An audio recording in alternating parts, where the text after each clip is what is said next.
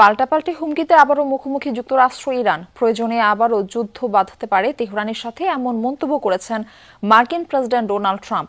দাবি, ওয়াশিংটনের সাথে চুক্তি করতে মরিয়া তেহরান। এদিকে হামলা হলে কড়া জবাব দেওয়ার পাল্টা হুঁশিয়ারি দিয়েছেন ইরানের সর্বোচ্চ ধর্মীয় নেতা মুস্তফা খামেনি। উত্তেজনার মধ্যেই যুদ্ধ জাহাজে নতুন করে রসদ তুলছেন মার্কিন সেন্ট্রাল কমান্ড। ইরান ঘিরে টহল দিচ্ছে মার্কিন বাহিনী। যুদ্ধবিরতি চললেও জারি রয়েছে নৌ অবরোধ। 200-রও বেশি যুদ্ধবিমান আর 25টিরও বেশি যুদ্ধজাহাজ নিয়ে সদা তৎপর সেন্টকম। এরই মধ্যে নতুন করে জ্বালানি, খাবার ও গোলাবারুদের রসদ তুলছে যুক্তরাষ্ট্র।